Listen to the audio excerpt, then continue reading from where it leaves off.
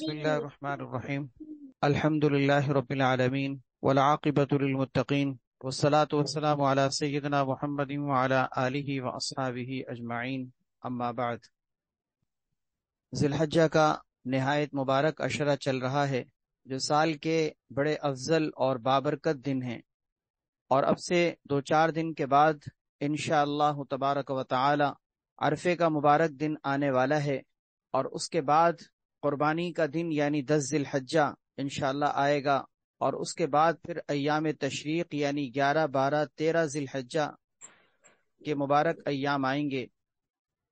یہ لگاتار آنے والے وہ مبارک ایام ہیں جو سال کے نہایت بابرکت اور افضل ترین ایام کہلاتے ہیں۔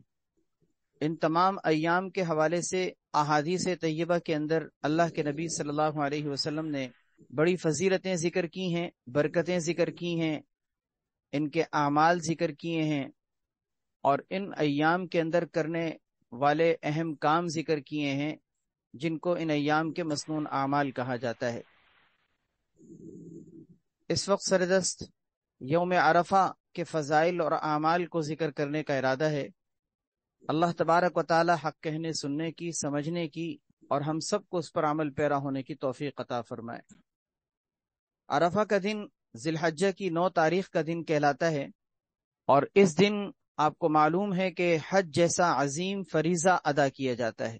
اگرچہ حج کے ایام 8 ذی الحجہ سے شروع ہو جاتے ہیں جس کو یوم الترویہ کہا جاتا ہے۔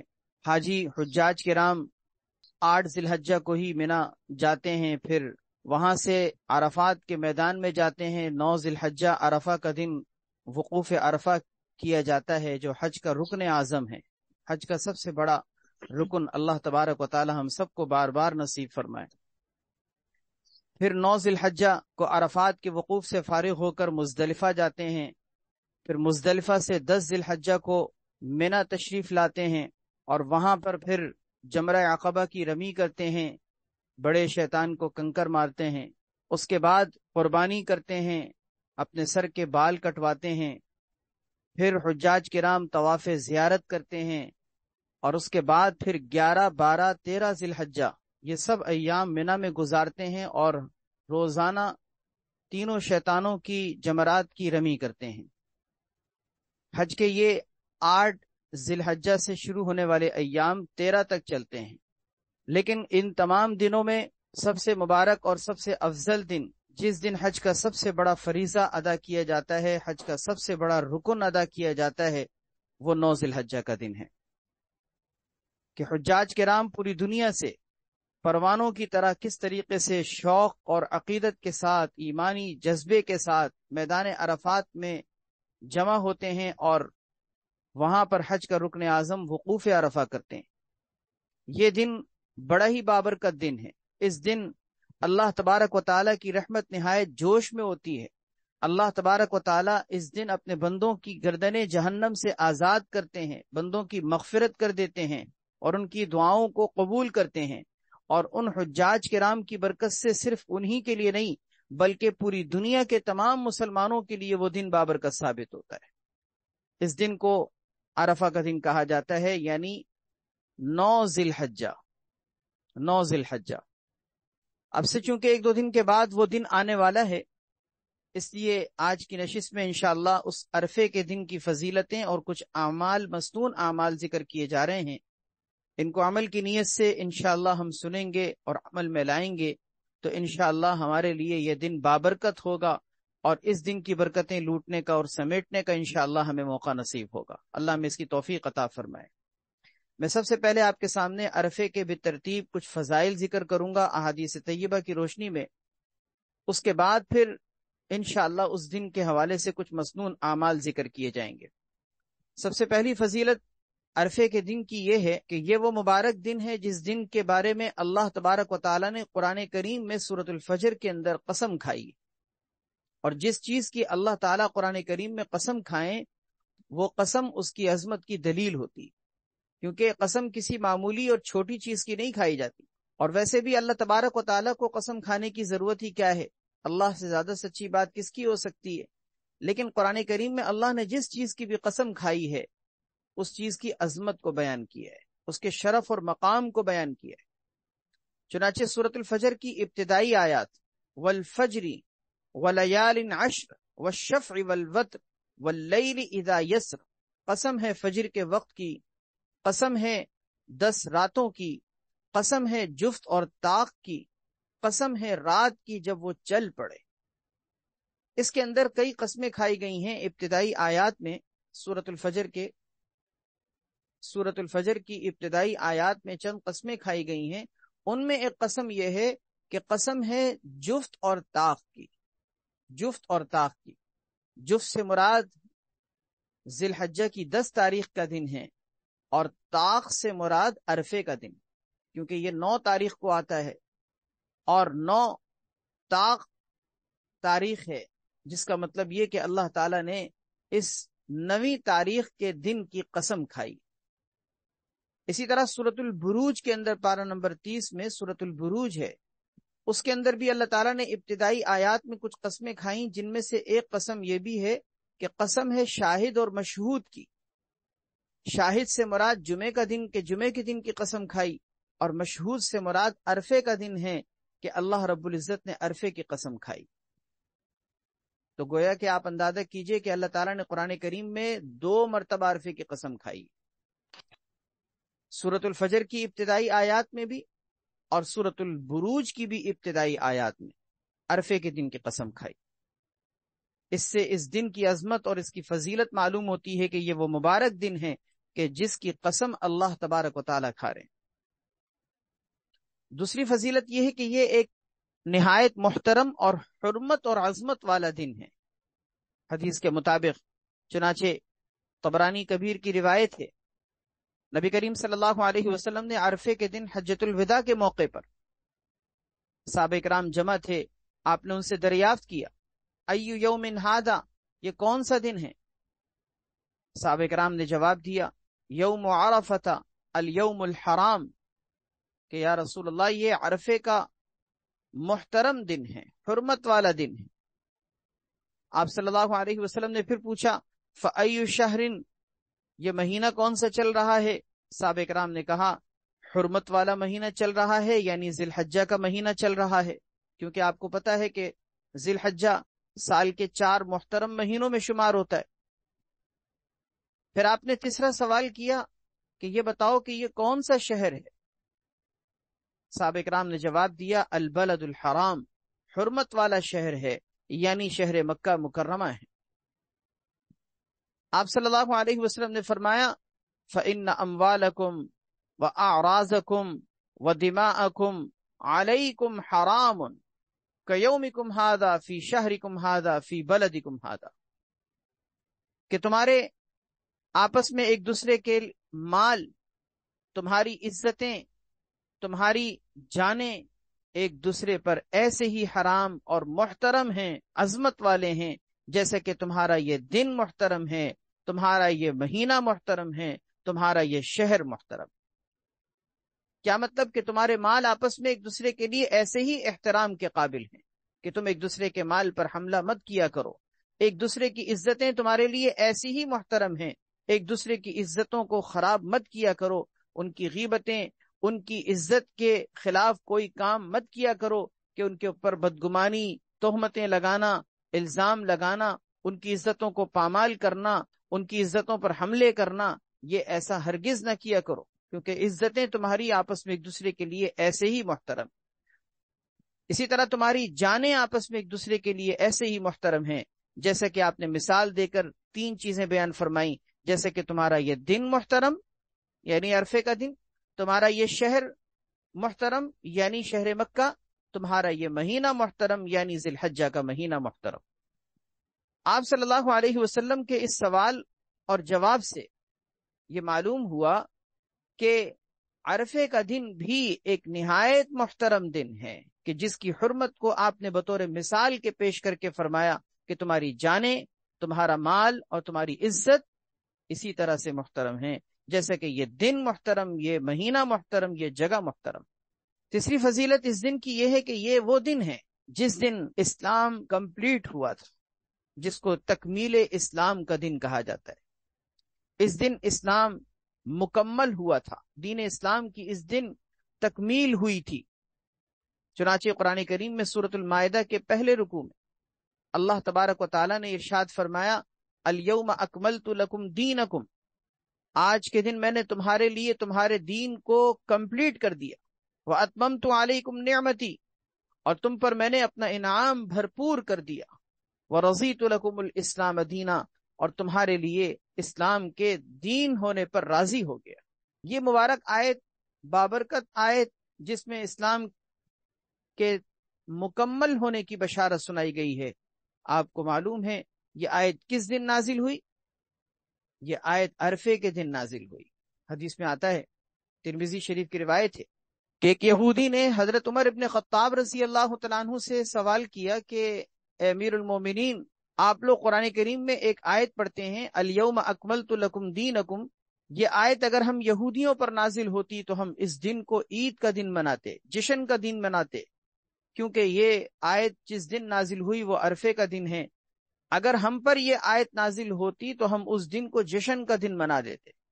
حضرت عمر رضی اللہ تعالیٰ عنہ نے فرمایا کہ مجھے اس دن اور اس جگہ کا بھی پتہ ہے جب یہ آیت نبی کریم صلی اللہ علیہ وسلم پر نازل ہوئی تھی، وہ دن جمعے کا دن تھا، اور نبی علیہ الصلوۃ والسلام عرفہ کے دن میں تھے، یعنی عرفات کے میدان میں عرفے کے دن موجود تھے۔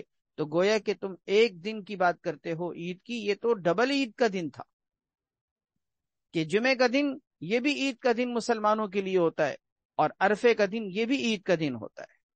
تو اس سے معلوم ہوا کہ عرفے کا دن دین اسلام کی تکمیل کا دن ہے۔ اس دن اسلام مکمل ہوا تھا، اسلام کے جو احکام وقتاً فوقتاً نازل ہو رہے تھے وہ جا کر کمپلیٹ جو ہوئے ہیں وہ اس دن میں ہوئے، عرفے کے مبارک دن میں۔ اسی لیے چوتھی فضیلت اس کی یہی ذکر کی گئی ہے کہ یہ عرفے کا دن عید کا دن ہے، یعنی مسلمانوں کے لیے اس کو ایک خوشی کا دن کہا جاتا ہے۔ حدیث میں آتا ہے، حضرت عبداللہ ابن عباس رضی اللہ تعالیٰ عنہ نے ایک دفعہ یہ آیت تلاوت فرمائی الیوم اکملت لکم دینکم، اور اس کے بعد فرمایا کہ فإنہا نزلت فی یوم عیدین، یہ آیت 2 عید کے دن نازل ہوئی ہے۔ 2 عید، یعنی ایک عید اس طرح سے کہ جمعے کا دن تھا، اور دوسری عید اس طرح سے کہ یہ عرفے کا دن تھا۔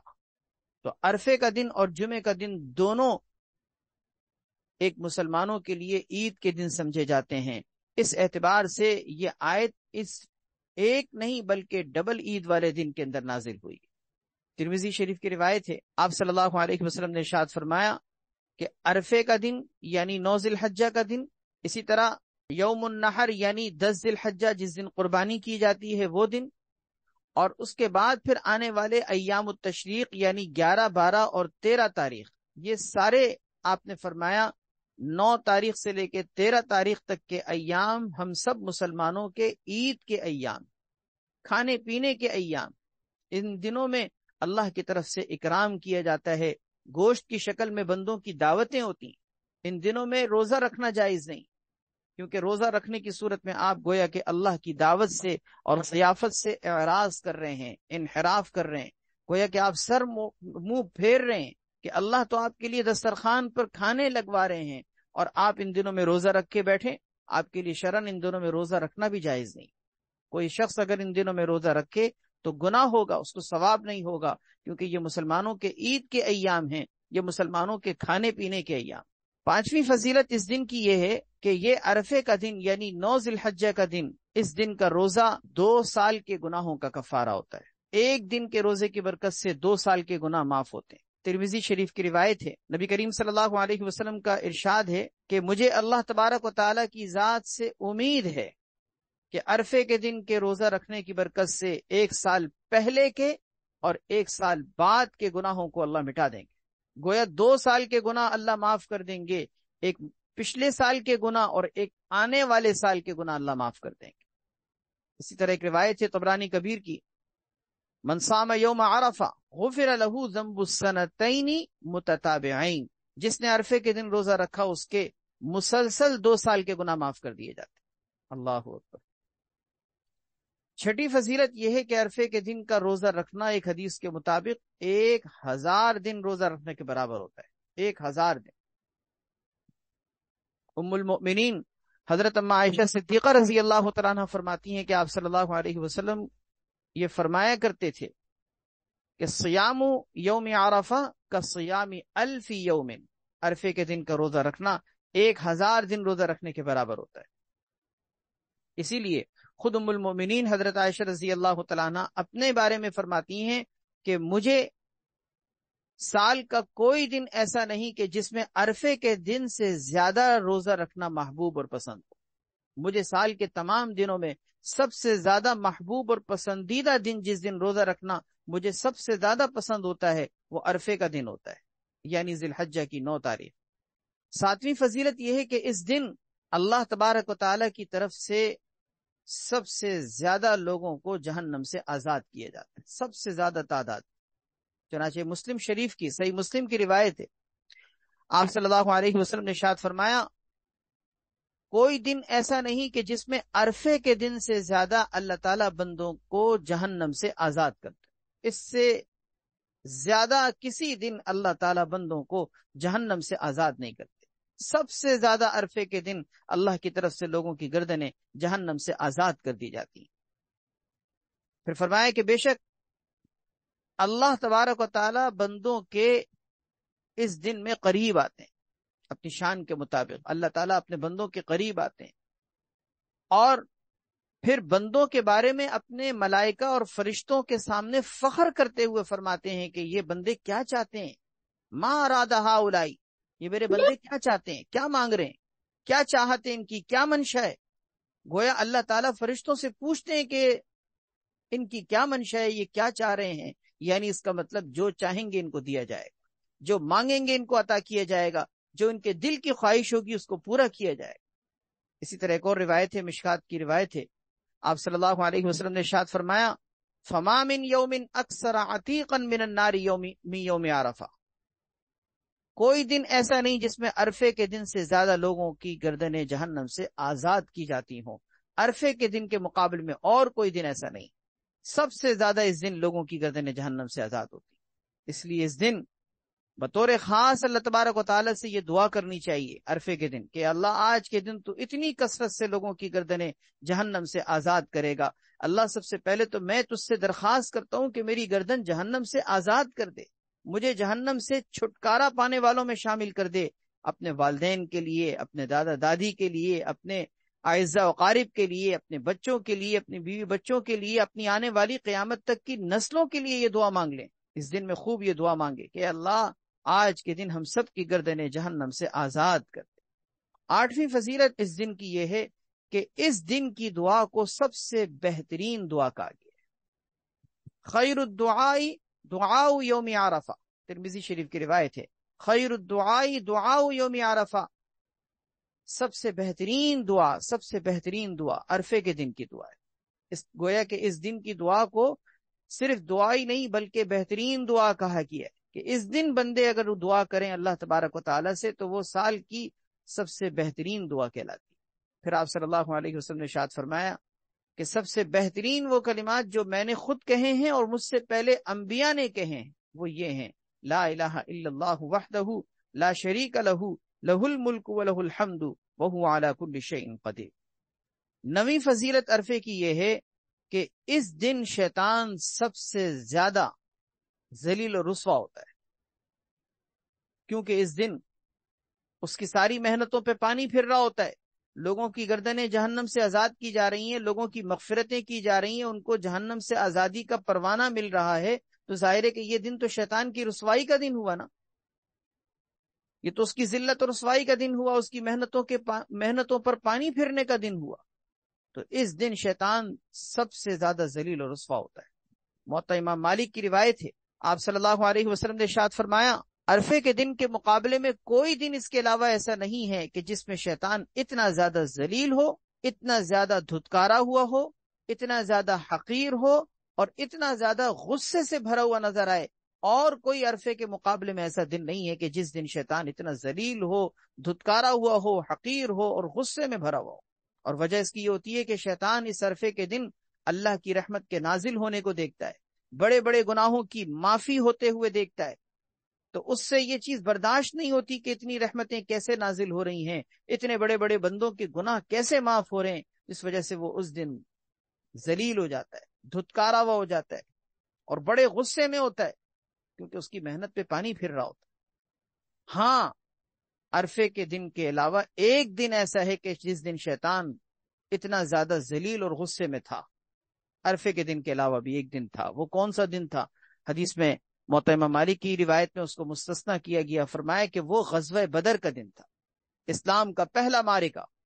اس غزوہ بدر کے دن شیطان اسی طریقے سے جیسے عرفے کے دن ذلیل ہوتا ہے اس دن بھی ذلیل ہوا تھا۔ کیسے کہ غزوہ بدر کے دن جب کفار اور مسلمان آپس میں صف آرا تھے اور معرکہ تیار ہو رہا تھا اور جنگ شروع ہونے والی تھی، اس سے پہلے اس نے حضرت جبرائیل امین علیہ الصلوۃ والسلام کو فرشتوں کی معیت میں اترتے ہوئے دیکھا تھا کہ وہ حضرت جبرائیل امین علیہ الصلوۃ والسلام کفار کے مقابلے میں اپنے ملائکہ کے لشکر کو تقسیم کر رہے تھے۔ یہاں مسلمان اپنی لشکر کی تقسیم بندی کر رہے تھے، صفیں درست کر رہے تھے اور جہاد کی تیاری کر رہے تھے، ادھر حضرت جبرائیل امین علیہ الصلوۃ والسلام اللہ کے حکم سے فرشتوں کے ساتھ نازل ہوئے تھے اور فرشتوں کو تقسیم کر رہے تھے۔ تو اس نے دیکھا تو اس دن وہ ذلیل ہوا، دھتکارا ہوا، حقیر ہوا، اس دن وہ غصے میں بھرا ہوا، اس وجہ سے کہ وہ سمجھ گیا تھا کہ آج کا یہ معرکہ مسلمانوں کی فتح کا ہے۔ کیونکہ جب فرشتے کسی لشکر کی مدد کے لیے، اللہ کے حکم سے تعاون کے لیے اگر اترے ہوں تو وہ کیسے لشکر شکست کھا سکتا ہے؟ چنانچہ ایسے ہی ہوا، اسلام کے یہ پہلا معرکہ غزوہ بدر مسلمانوں کے لیے فتح کا دن ثابت ہوا، جس کو قرآن نے یوم الفرقان کہا، حق اور باطل کے درمیان فرق کر دینے والا دن۔ اس کا مطلب یہ ہوا کہ ایک اس دن بہت ذلیل ہوا تھا، ایک ہر سال 9 تاریخ کو عرفے کے دن شیطان ذلیل ہوتا ہے۔ 10ویں فضیلت یہ ہے کہ یہ عرفے کا دن رحمت الہی اور مغفرت الہی کا دن، اللہ کی رحمت کا بھی دن ہے اور مغفرت کا بھی دن ہے۔ حدیث میں آتا ہے، نبی کریم صلی اللہ علیہ وسلم کا ارشاد ہے کہ عرفے کے دن اللہ تبارک و تعالیٰ اپنی شان کے مطابق دنیا کے آسمان پر نزول فرماتے ہیں، یعنی اپنی رحمت کے ساتھ اپنے بندوں کی طرف متوجہ ہوتے ہیں، پھر فرشتوں کے سامنے اپنے بندوں کے بارے میں فخر کرتے ہیں اور فرماتے ہیں کہ ذرا میرے بندوں کی طرف دیکھو تو صحیح کہ یہ کیسے پراگندہ بال، بکھرے ہوئے بال، گردآلود چہرے کے ساتھ لبیک لبیک کہتے ہوئے، ذکر کی صدائیں بلند کرتے ہوئے کتنی دور دراز سے آئے ہیں، یہاں عرفات کے میدان میں جمع ہیں، مجھ سے مانگ رہے ہیں، رحمت خداوندی کا سوال کر رہے ہیں، اے فرشتوں میں تمہیں گواہ بناتا ہوں۔ حدیث میں آتا ہے اللہ تعالیٰ فرشتوں سے فرماتے ہیں کہ فرشتوں تم لوگ گواہ رہنا، میں تمہیں گواہ بناتا ہوں کہ میں نے ان سب کو بخش دیا، میں نے ان سب کو بخش دیا۔ فرشتے کہتے ہیں کہ پروردگار، ان میں ایک ایسا بھی تو شخص ہے کہ جس کو گناہ کی طرف منسوب کیا جاتا ہے، یعنی وہ گناہگار ہے، بہت کثرت سے گناہ کرتا تھا، اور فلاں فلاں شخص بھی ہے، فلاں فلاں عورت بھی ہے، یعنی کچھ فرشتے ایسے بندوں کے نام لیتے ہیں کہ جو گناہ میں بہت بڑے ہوئے ہوتے ہیں کہ اللہ ان کا کیا ہوگا، وہ بھی بخش دیے جائیں گے۔ آپ صلی اللہ علیہ وسلم نے فرمایا کہ اللہ تعالیٰ فرشتوں کے بارے میں، فرشتوں کے سوال کے جواب میں فرماتے ہیں کہ میں نے انہیں بھی بخش دیا۔ کیا مطلب کہ جن بندوں کا تم نے نام لیا ہے کہ جو گناہ میں بہت آگے بڑھے ہوئے تھے، میں نے آج کے دن کی برکت سے، ان حاجیوں کی برکت سے، ان ذکر کرنے والوں کی برکت سے، ان دعائیں مانگنے والوں کی برکت سے، ان لبیک لبیک کہنے والوں کی صداؤں کی برکت سے میں نے ان سب کو معاف کر دیا، ان سب کی بخشش کر دی۔ 11ویں فضیلت اس عرفے کے دن کی یہ ہے کہ یہ دن وہ دن ہے جس دن عہد الست ہوا تھا۔ عہد الست، عہد الست کا مطلب اس دن اللہ تبارک و تعالیٰ نے حضرت آدم علیہ الصلوۃ والسلام کی ذریت کو جمع کیا تھا، اور جمع کر کے ان کی نسلوں کو، جتنے قیامت تک آنے والے انسان پیدا ہونے تھے، عرفے کے دن اللہ تعالیٰ نے سب کو جمع کر کے میثاق لیا تھا اور عہد لیا تھا۔ یہ کہا تھا الست بربکم، بتاؤ کیا میں تمہارا رب نہیں ہوں؟ سب نے یہ کہا تھا کہ ہاں ہاں بلا، کیوں نہیں، آپ ہی ہمارے رب، ہم اس بات پر گواہ بنتے ہیں۔ اللہ تعالیٰ نے یہ عہد الست، یعنی تمام عالم ارواح میں جتنی روحیں قیامت تک پیدا ہونے والی تھیں، ان ساری انسانیت کو جمع کر کے اللہ تبارک و تعالیٰ نے عہد لیا تھا کہ میں کیا تمہارا پروردگار نہیں ہوں۔ یہ عہد الست کا دن بھی عرفے کا دن تھا، عرفے کا دن تھا۔ مسند احمد کی روایت ہے کہ اس عرفے کے دن میں اللہ رب العزت نے حضرت آدم علیہ الصلوۃ والسلام کی قیامت تک آنے والی جتنی نسل کے افراد ہیں ان سب سے عہد لیا۔ بہرحال یہ ساری فضیلتیں آپ کے سامنے ذکر کی گئیں. اب ان فضیلتوں کے حصول کے لیے کچھ اعمال سن لیجئے جو مسنون اعمال ہیں. ان مسنون اعمال کو اختیار کرنے سے انشاءاللہ ہم ان ساری فضیلتوں کو ہم حاصل کر سکتے ہیں اگر ہم ان اعمال کا، مسنون اعمال کا اہتمام کریں. ان میں سب سے پہلا عمل ہے جو نبی علیہ الصلوۃ والسلام سے ثابت ہے کہ اس دن یعنی عرفے کے دن غسل کریں. حدیث میں آتا ہے نبی کریم صلی اللہ علیہ وسلم جمعے کے دن، عرفے کے دن اور عید الاضحیٰ کے دن غسل فرمایا کرتے تھے. طبرانی شریف کی روایت ہے جمعے کے دن بھی غسل کرتے تھے، عرفے کے دن یعنی ذی الحجہ کی 9 تاریخ کو بھی غسل کرتے تھے، اور یوم النحر یعنی عید الاضحیٰ کے دن 10 ذی الحجہ جو قربانی کا دن ہوتا ہے اس دن بھی آپ غسل کیا کرتے تھے. تو پہلا کام تو یہ کہ اس دن اتباع سنت کی نیت سے غسل کا اہتمام کریں. دوسرا عمل یہ کہ اس عرفے کے دن روزہ رکھنے کا اہتمام کریں، کیونکہ ابھی میں نے آپ کے سامنے فضائل میں حدیثیں ذکر کی ہیں کہ اس دن کے روزے کی برکت سے ایک تو 2 سال کے گناہوں کا کفارہ ہوتا ہے کہ 2 سال کے گناہ معاف ہوتے ہیں. دوسرا یہ کہ اس دن روزہ رکھنے کی برکت سے 1000 دن روزہ رکھنے کا ثواب ملتا ہے. اللہ اکبر.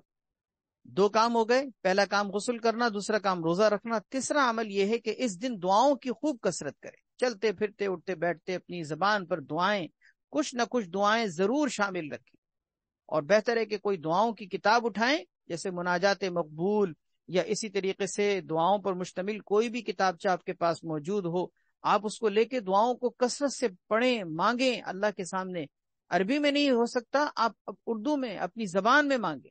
اللہ تبارک و تعالیٰ کے سامنے ہاتھ پھیلائیں، اور ہاتھ پھیلانا بیٹھنا مصلی پر بھی ضروری نہیں، چلتے پھرتے اٹھتے بیٹھتے بھی آپ کی زبان پر اس دن دعائیں ہونی چاہیے. کیونکہ حدیث کے مطابق خیر الدعاء دعاء یوم عرفہ، سب سے بہترین دعا عرفے کے دن کی دعا ہے. تو اللہ تعالیٰ اس دن دعائیں قبول کرتے ہیں، تو ہمیں چاہیے کہ اس دن جب دعائیں قبول ہوتی ہے تو دعائیں کثرت سے مانگیں، خوب کثرت سے مانگیں. اپنے لیے، ساری امت کے لیے، اپنے والدین کے لیے، اپنے اعزاء و اقارب کے لیے، اپنے ذات کے لیے، سارے عالم کے مسلمانوں کے لیے خوب کثرت سے دعائیں مانگیں، خوب کثرت سے. چوتھا عمل اس دن کا یہ ہے کہ اس دن چلتے پھرتے کوشش کریں کہ چوتھے کلمے کی کثرت کریں، چوتھے کلمے کی کثرت. کیونکہ عرفے کے دن نبی کریم صلی اللہ علیہ وسلم کی دعا کے اکثر کلمات حدیث کے مطابق یہ ہوتے تھے: لا الہ الا اللہ وحدہ لا شریک لہ لہ الملک ولہ الحمد بیدہ الخیر وہو علی کل شیء قدیر. آپ صلی اللہ علیہ وسلم اس دن اکثر طور پر یہ کلمات پڑھتے تھے، کیونکہ ان میں اللہ تعالیٰ کی حمد و ثنا ہے. دعا کا بظاہر دیکھنے میں کوئی مضمون نہیں، لیکن نبی علیہ الصلوۃ والسلام نے اس دن کے حوالے سے بطور خاص اس ذکر کو پسند کیا ہے. اسی لیے علماء نے لکھا ہے حدیث کے مطابق اس دن چوتھے کلمے کی خوب کثرت کریں.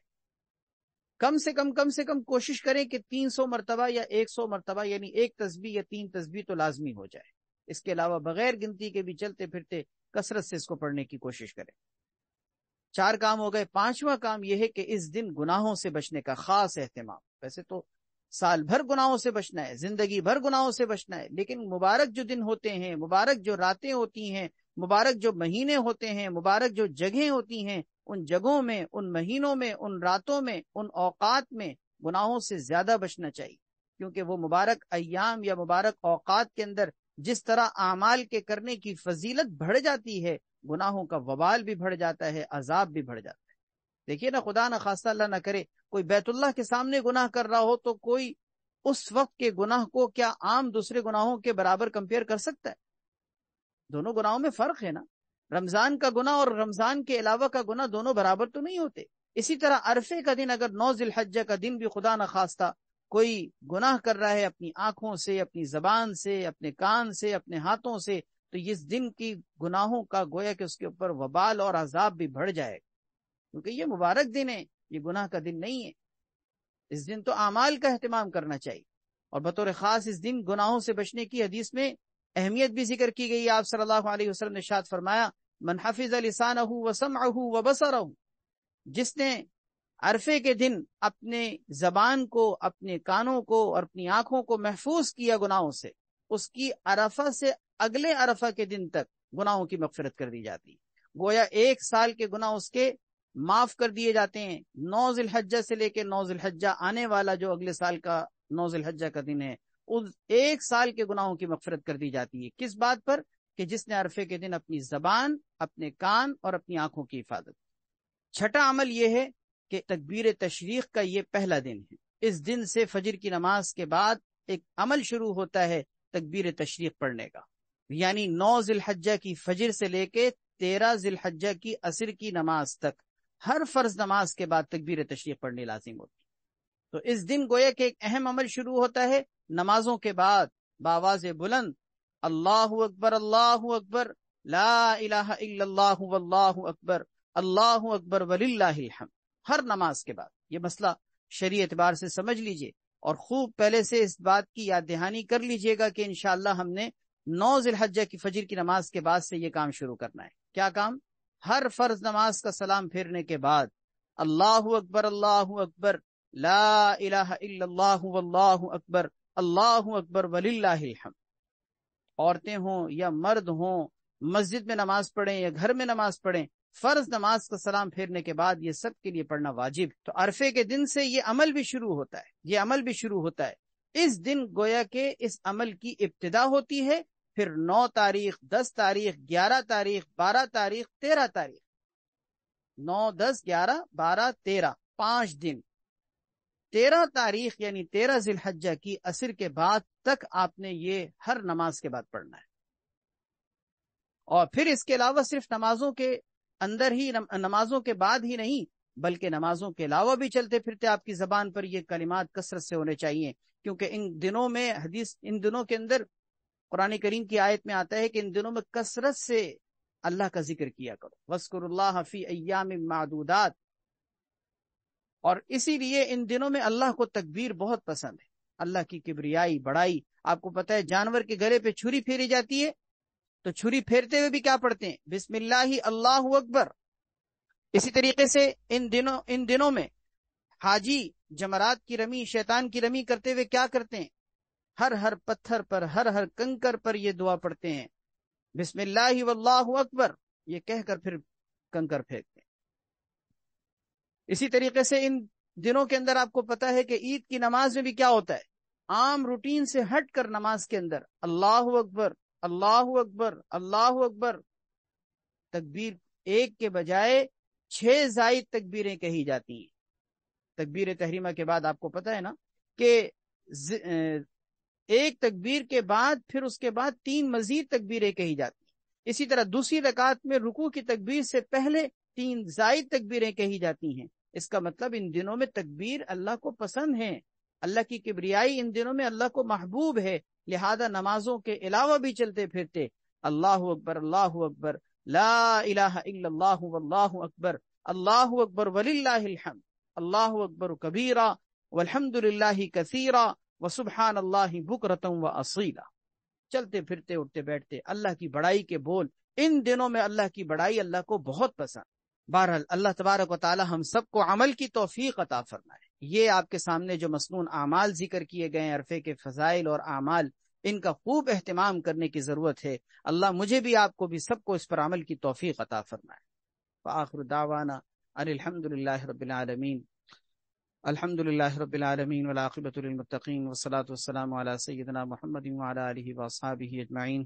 ربنا آتنا فی الدنیا حسنۃ وفی الآخرۃ حسنۃ وقنا عذاب النار، رب اغفر وارحم وانت خیر الراحمین۔ یا اللہ اپنے فضل و کرم سے ہم سب کے تمام گناہوں کو معاف فرما۔ یہ مبارک ایام، مبارک دن چل رہے ہیں، ان دنوں کی برکتیں ہم سب کو نصیب فرما، اور ان کی برکت سے ہم سب کے گناہوں کو معاف فرما، ہم سب کی گردنیں جہنم سے آزاد فرما، ہمارے والدین کو، ہمارے رشتہ داروں کو، تمام مسلمان مردوں عورتوں کو، سب کو معاف فرما دے، سب کی مغفرت فرما دے، سب کو جہنم سے آزادی اور چھٹکارا نصیب فرما دے۔ یا اللہ آنے والے بڑے مبارک ایام، عرفے کا دن، اسی طرح قربانی کا دن، پھر تشریق کے ایام، یہ سب بڑے مبارک دن آ رہے ہیں، ہمیں ان دنوں کی قدر کرنے کی توفیق عطا فرما، ان دنوں کی برکتیں لوٹنے کی توفیق عطا فرما، ہماری اس محفل کو، ہماری اس مجلس کو قبول فرما، اس میں تمام جتنے شرکت کرنے والے مرد ہوں یا عورت، سب کی کامل مغفرت فرما، سب کی بخشش فرما، سب کو برکتیں عطا فرما، سب کو اپنی آغوش رحمت میں ڈھانپ لے، سب کی دنیا آخرت کی تمام پریشانیاں دور فرما، سب کے تمام مسائل حل فرما، سب کی تمام جائز مرادیں پوری فرما، سب کو ان کے تمام مقاصد میں کامیابی نصیب فرما، ہر طرح کے مصائب و آلام سے، بیماریوں سے، تکلیفوں سے، پریشانیوں سے نجات اور چھٹکارا عطا فرما۔ یا اللہ جو لوگ بیمار ہیں سب کو شفائے کلی نصیب فرما، سب کو صحت کاملہ عاجلہ مستمرہ دائمہ عطا فرما۔ یا اللہ ہماری اس محفل کو اپنی بارگاہ میں قبول فرما، ہماری دعاؤں کو بھی اپنی بارگاہ میں قبول و منظور فرما۔ سبحان ربک رب العزت عما یصفون وسلام علی المرسلین والحمد للہ رب العالمین۔ آمین آمین برحمتک یا ارحم الراحمین۔